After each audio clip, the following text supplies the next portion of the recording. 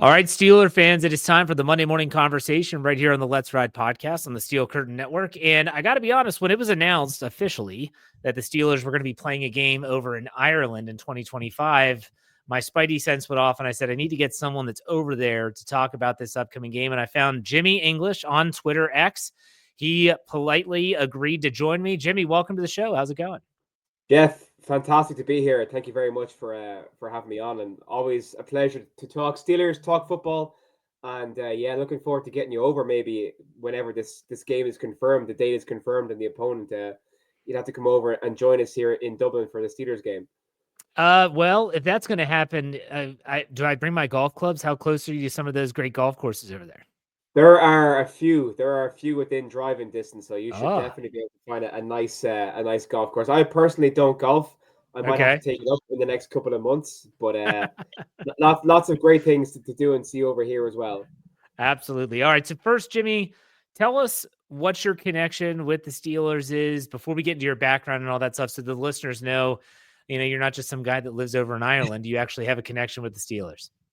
I do know what I'm talking about, Jeff, most of the time. So I'm involved with the Steelers Ireland podcast. So about 2 years ago, the Steelers announced that they had gained the rights to market internationally from the NFL. So they were able to market into different countries in order to grow the game of American football around the world. And obviously, given their close connections to Ireland, Mr. Art Rooney Senior, God rest him, has deep ties to Ireland. It's his ancestral home.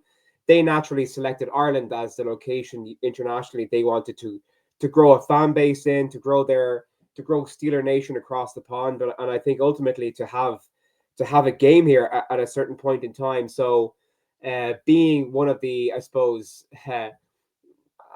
most notable Steelers fans, or being known as being a diehard Steelers fan and having a sort of media background at that stage, I was asked to come on board as a co-host of their official podcast, which would have been part of their overall kind of marketing strategy to grow their presence in Ireland.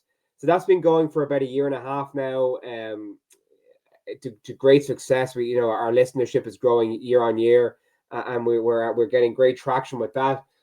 But not only that, they also have had different sorts of camps here. They've had youth flag football camps, they've had kicking camps, they've had watch parties. So I've been involved in each of those, basically just trying to grow Steelers Nation here. Now, that's fantastic, and I do have a lot of questions about that. But I want you to give your background with the game of American football, and how did you find it? A lot of people that are on European soil do not have a general familiarity with the sport. It's very foreign for them. How did you find football that we call football, not your football? That's a very good question. So when I was 18 or 19 years old, Jeff, I was up late one night watching the Super Bowl. I happened to be flicking channel surfing, and I came across BBC out of obviously the United Kingdom, and they were about to show the Super Bowl back in 2008 between the 2009 between the Cardinals and the Steelers. So Hmm. that was my first real experience of American football. I had absolutely no idea what was going on, none whatsoever. Myself and my friend were watching it, and we literally decided to flip a coin and to decide which team we would support. And I fortunately became a Steelers fan because of that flip of the coin. And God rest him, God bless him, he became a Cardinals fan. So despite how bad the past couple of seasons have been, I definitely got the better end of that bargain, I think, or that deal. And it was it was still a kind of an alien concept at the time, American football in Ireland, or in Europe in general. No one really knew about it. Nobody was talking about it. Nobody was watching it.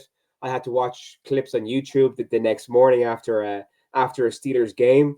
But all I knew was that it was something that was unique. It was something different. Um, it was something that I could call my own and kind of relate to. And I honestly, Jeff, I just became obsessed. I was hooked from day one, and I've been a Steelers fan ever since. And luckily now it's grown. Obviously, it's grown incrementally over the years. There's been more ways to watch games with Sky Sports and their coverage. Fantastic work that they do. It's become a lot more accessible across the pond for people to watch the sport and get into the sport. but it's only really the last year and a half to 2 years where it's really kind of taken off in Ireland, due in large part to the NFL at large and the Steelers' activities in growing the sport here, actively marketing the sport here and growing the fan base. But then, of course, you have all that's been going on with the Irish players playing in the NFL. You have Dan Whelan, you have Charlie Smith with the Saints, Jude McAtamney with the Giants. So I think it's a lot of things happened at once. And now that we have the game and that we've reached that point of having a game here, it's like a tidal wave of American football is just coming down in Ireland. So in a good way, of course. And I think that the next couple of months are just going to be absolutely insane for the growth of the sport here. Well, that's crazy. So you Super Bowl 43, you flipped a coin and I you did. landed on the Steelers, and you didn't even know the deep Irish connection between the Pittsburgh Steelers, the Rooney family, and I had no Ireland, idea. and that Dan Rooney was under the Barack Obama administration, the ambassador of the United States to Ireland. That is insane when I think about it from that Yeah. perspective. But there's a lot of stories about fans in any other country. Some in Mexico do the same thing where they see them play at a big stage and they I like the colors. I like the team. Yeah. I've heard about this team. They've been successful and they like it. So that's fascinating that is how you actually became a Pittsburgh Steelers fan. So I'm sure that the more you learned about the team and background, it probably felt like a good marriage, did it not? Well, I think it was more so the fact that I wasn't particularly interested in sport, Jeff, at that stage. The kind of typical Irish sports or, Premier League, Gaelic football, rugby, that was of no interest in me. And it's actually funny that American football got me into sport in a bigger way. And now all I talk about is sport. So I think the attraction was that it was really something that I could just identify with, that nobody else knew about. It was my own kind of little thing that I had that was personal to me. And the American football community at that time in Ireland was extremely close knit. I mean, there was only a handful of places in Dublin, even showing the Super Bowl at that stage. I mean, you could literally count 3 or 4 pubs around the entire country that would show the biggest game of the year in the NFL. And now every single place in Dublin showed it last Sunday, I believe. So I think it was more so about just finding my niche and finding my tribe through the sport of American football. And I mean, I've been banging the drum and trying to get people into the game and grow the game for, the guts of 20 years now at this stage, almost. Yeah.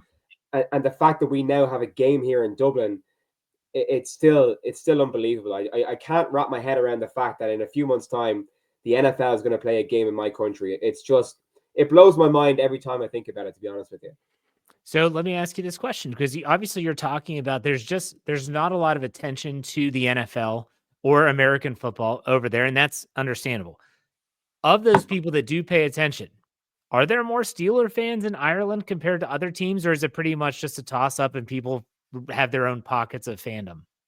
I would say that since the Steelers have actively started marketing in here, the level of Steelers fans has definitely increased, because you would have had a lot of people who are just getting into the sport and needed a team to become a fan of, and that kind of the Steelers timed their entry to the market well. So I would say that has certainly helped, but I'd say in large part, yeah, the Steelers would definitely be one of the most supported teams in Ireland.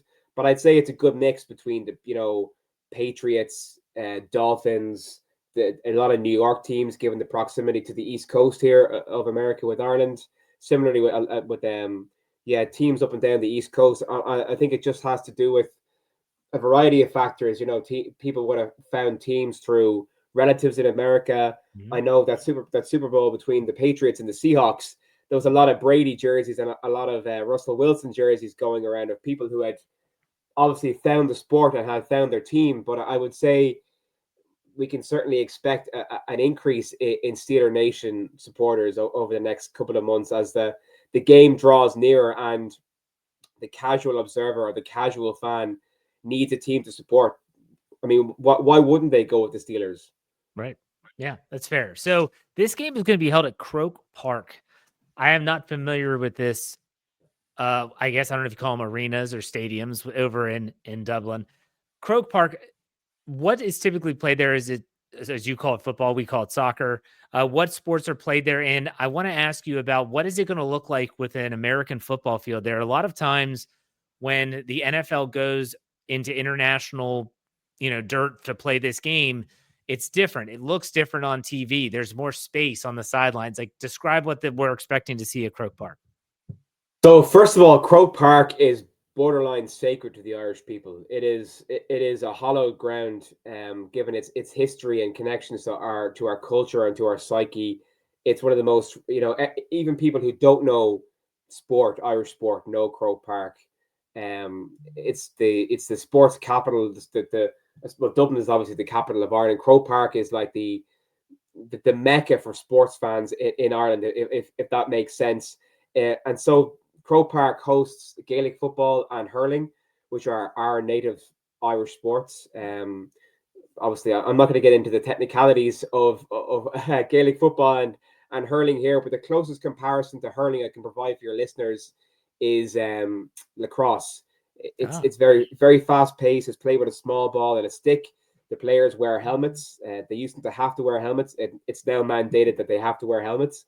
And Gaelic football is almost a cross between soccer and rugby, if that can make sense. You can kick it, but you can also pass it. But I think the reason that it's in Croke Park is there's a couple of factors in that decision. Number one is capacity. It's roughly 85,000 people. Holds roughly 85,000 people now. That might change with the way they have to fit people in when the game comes over.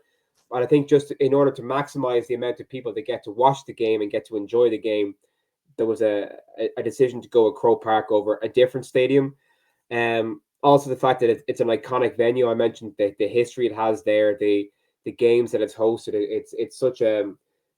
It's just such a special place for Irish fans, and I think having it there will kind of draw people who might necessarily be interested in American football to come down and watch it and get more of those casual fans into the sport.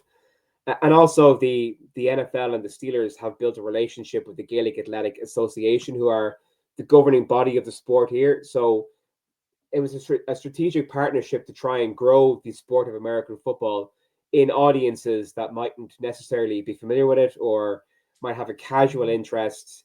And on the back of this partnership, we'll get into the sport that way. So I think that's a bit of background about why Croke Park was selected. But in terms of what an NFL game day will be like there, it's going to be completely transformed. Obviously, you're going to have the hash marks, you're going to have your end zones, your uprights. I have had the pleasure of seeing uprights installed there a couple of years ago for the Steelers launch, and they didn't look out of place. I'm not going to lie; they looked right where they should be. So I can tell you firsthand that it's set up to look fantastic. I think they will have to compress the field a little bit. I know American football fields are a little bit narrower than soccer pitches and GAA pitches, so there will be a lot of sideline. It's no harm. People will be able to be closer to the action. Croke Park actually, interestingly, has hosted an American football game before. So Penn State and UCF played there in 2015 in one of the earlier iterations of the College Football Classic. And Penn State won there on a last-second field goal. So I'm sure the Croke Park staff will be able to recreate the field, but on a much bigger stage for the NFL as well. So the Steelers played a preseason game in Ireland. Was it not at Croke Park though? You're right. So there you go. There's two American football games that have been played in Croke Park. I think it was 1998. 98 might have been when they played the preseason game against Chicago. Yeah, it was 1997. Oh, 97. Okay. Was the preseason game. And that was the whole thing as well. I think that if the Steelers were going to come back, it couldn't just be a preseason game. It would have to be a regular season game. I think the demand was there. The hype was there. They had been teasing this for years. So I think they had to just go all out and just give the Irish people a regular season game. Yeah. Now, I do have to ask you, because we have listeners that listen to the Steel Curtain Network all over the world. It still kind of I still don't get it because sometimes I just do this for fun. And a couple listeners are in Ireland, and they actually tipped me off to this almost three or so months ago, saying, hey, I'm hearing rumblings that the Steelers are coming, that it's going to be at Croke Park. In case you're just curious, like this might happen. And then as it gets closer, did you know ahead of time? Were you tipped off before the NFL made it official? Yeah, I'm going to be honest here. I was, and I think that's just one of the benefits, or maybe not a benefit. I think it's just part and parcel of being in the media landscape, right? If Right. you're someone who works in the sport and is a media person, then you're going to have your connections, and you're going to have feelers out everywhere. And to be honest, with you, I've been on high alert for months now. There were rumblings last year. There was a couple of articles came out. We thought they were going to announce it last year. Obviously that didn't materialize. I think it might have been on the cards for last year, but obviously with the political situation here in Ireland, that didn't pan out. And then about 3 days before, and then of course Super Bowl came, and I think they decided just to tie it in with with that whole weekend. And then yeah, a couple of days beforehand, I got a text message saying, "Keep your eyes out. It's happening. We're in New Orleans and it's happening." So, but even still, even having that prior kind of knowledge that it was going to be confirmed, just sitting there on the actual announcement call with Peter O'Reilly and Dan Rooney from the NFL, and hearing him say Ireland, an NFL game in the same sentence, just I was absolutely I was trying to type my tweets, type everything. I should have had a preset just to hit send, because my hands were shaking, my heart was beating. I couldn't believe it. It was just it honestly. I think it's something that I'll never forget. Is just that moment, and obviously there's going to be some great memories made here for Irish NFL fans in a few months when the game does happen. But just such a special time to be an NFL fan in Ireland. I hope fans are listening to this, and I hope you're paying close attention, because some people, they take the Steelers for granted. Where they're always on television, they get to watch them. Sometimes they get to go to games every single season. If not that, maybe they've been to a handful of games. Some are even season ticket holders.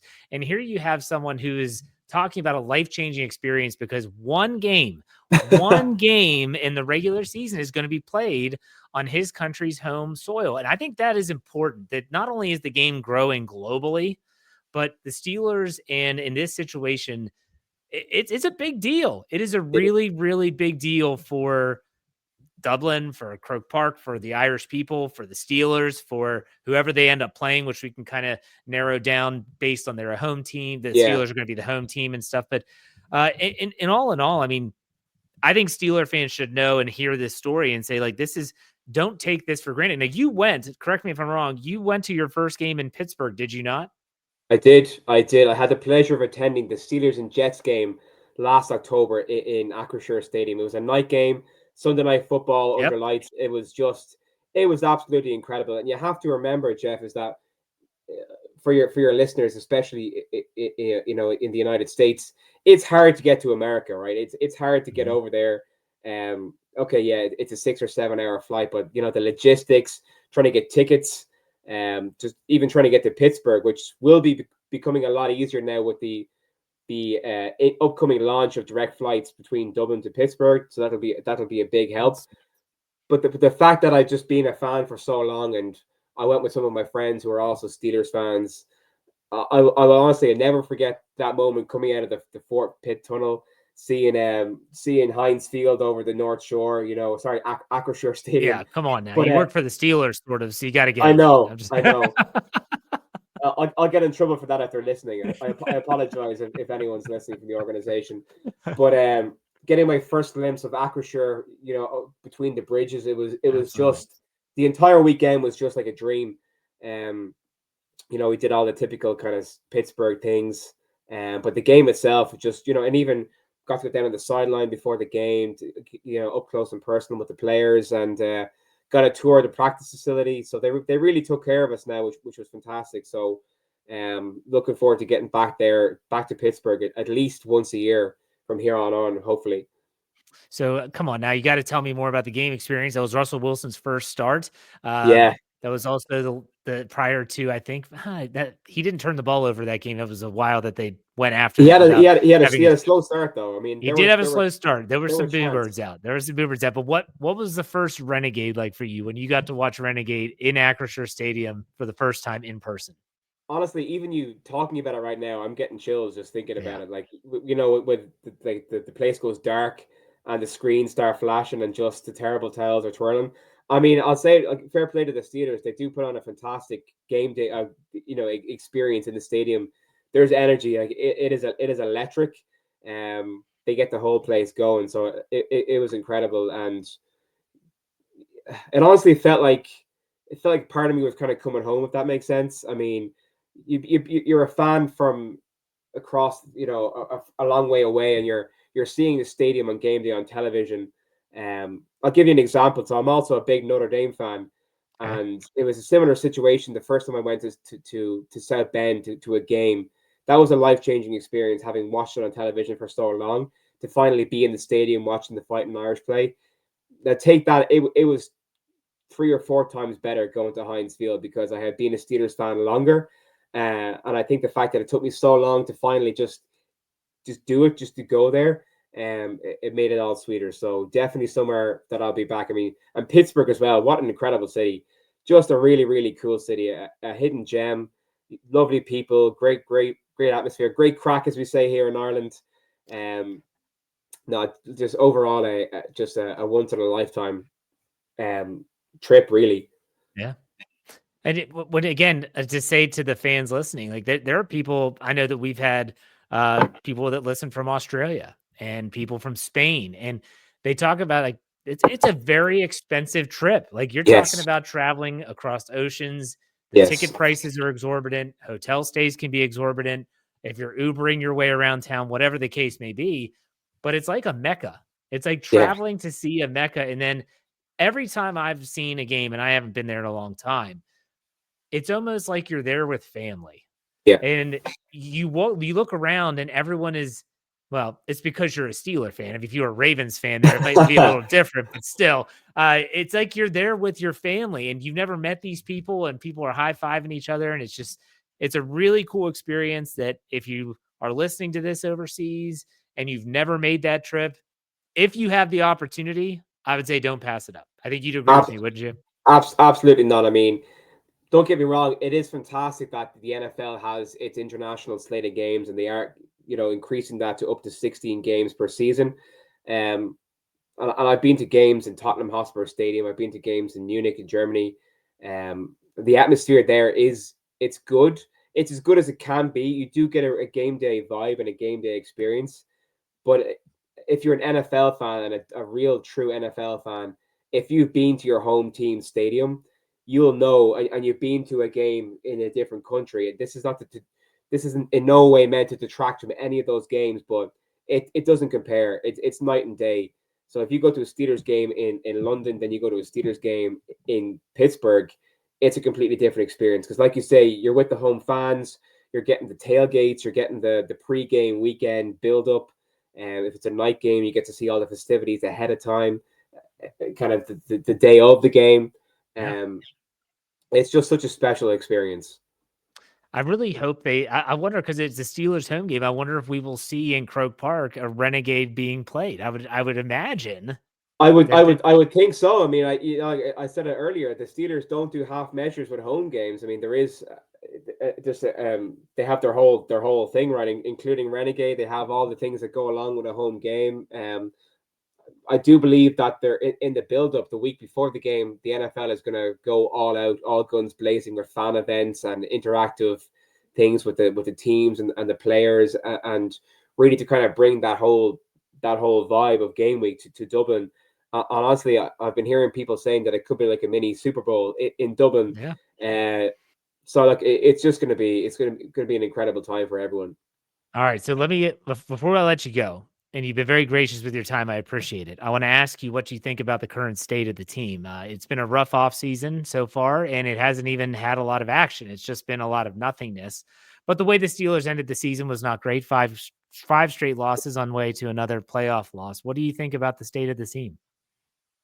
I think for a season that started off with cautious optimism and slowly increased. I mean, Justin Fields did his best, right? He had a good stretch. Then Russell Wilson came in, and in that Jets game where there was the whole debate about who's going to start, and Russell got to start, overcame some initial challenges, and things did look promising. Um, but again, you just cannot have that 5 game losing streak to end the season, especially against the teams that we lost. I mean, the Chiefs game on Christmas Day. I mean, I've never been so depressed in Christmas in my life. To be honest with you, that was just awful. I went to bed after that, Jeff. To be honest with you, I was like, I can't face this day anymore after getting beaten up on Christmas Day by the Chiefs. Yeah. But yeah, I mean, it's just a case of same old, right? I mean, 10-7 and one and done in the playoffs. I mean, if that's the standard, then the standard has to change. And I think something drastic needs to be done at a certain stage. I mean, I can't see us just continuing to plod on like this and trying to fix gaping holes with band-aids. So it'll be interesting to see what happens with the quarterback situation. Whether they, I don't think, I mean, Mr. Rooney has come out and said that they probably won't keep both Russell Wilson and Justin Fields.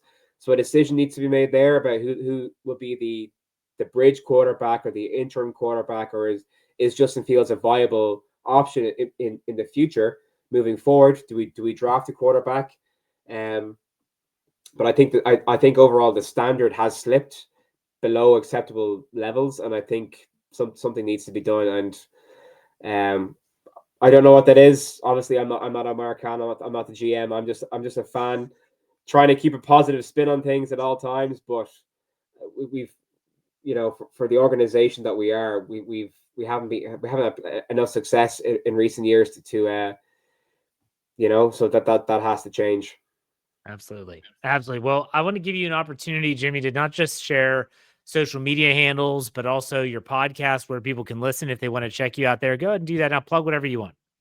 Yeah, thanks very much, Jeff. So Steelers Ireland on Instagram and Twitter X. That's where you'll find the Steelers podcast during the season. You can also find my own podcast, Gaelic Gridiron, all social media channels, and feel free to slide it into the DMs, Jimmy English on Instagram and Twitter. And always love talking football. Always love hearing from fans around the world. So if you want to reach out, Steelers fans, and say hello, please feel free to do. Jimmy, I appreciate your time. When they make that announcement of when the game is and who the opponent is, I'm going to have you back on the show, and we're going to break it down for sure. So thank you for your time, Can't man. wait. Enjoy the rest of the offseason. We'll be in touch. Appreciate it, Jeff. Thank you.